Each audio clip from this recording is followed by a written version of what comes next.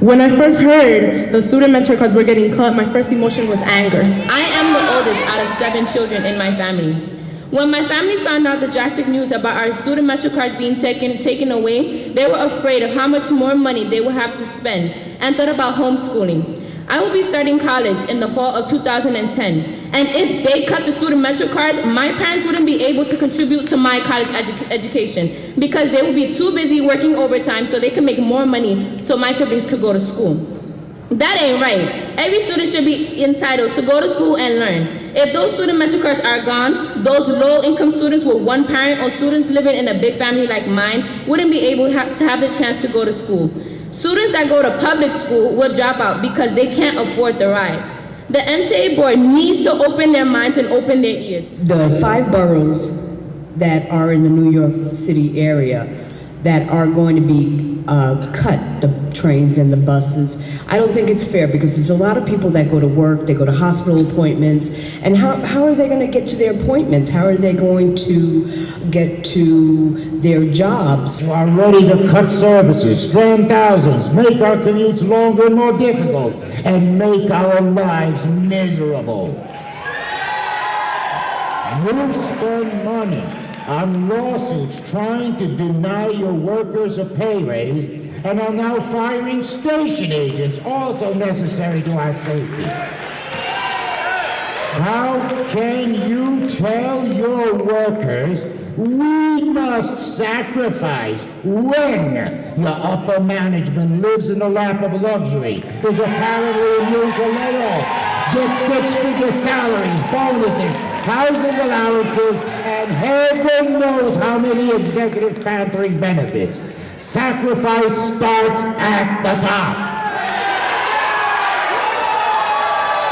Because of your warped sense of priorities, your scorn for your workers, your contempt for the people of New York City, you have lost all credibility and forfeited any moral right to continue to run our subways and buses.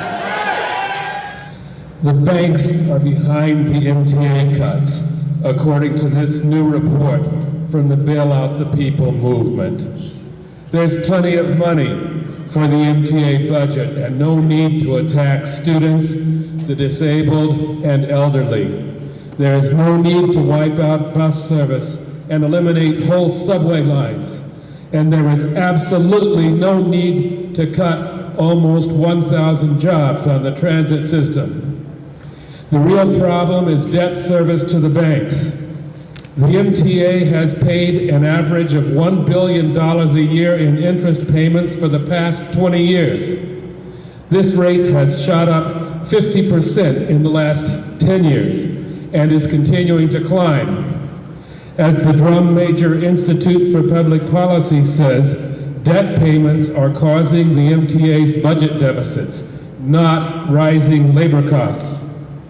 This year, MTA debt service to the banks will be $2 billion, 1/6 of the budget, and between 4 and 5 times the so-called deficit.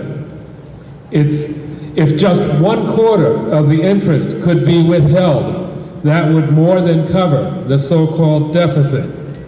We propose that the law be enforced. By New York state law, Wall Street corporations, which hold most of the MTA's debt, should pay a stock transfer tax.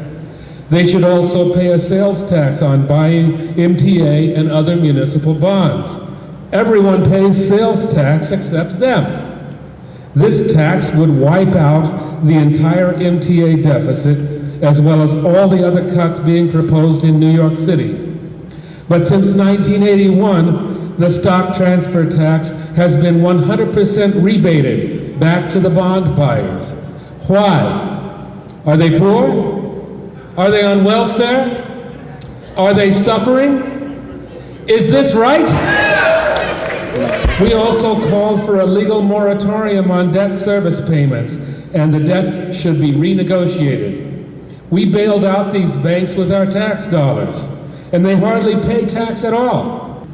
Finally, we call on an audit of the MTA, just as the New York City Comptroller called for an audit of the Department of Education. In 2003, the New York State Comptroller found that the MTA hid more than $500 million when it was asking for a fare increase. Now the State Comptroller reports that MTA debt service is increasing by half, just from last year to this year. Something is wrong here. Any proposals to cut service or eliminate jobs must be frozen until a thorough audit can be completed. This fight is far from over. We are committed to stopping these cuts. We call on people to sign up to join us. Thank you very much.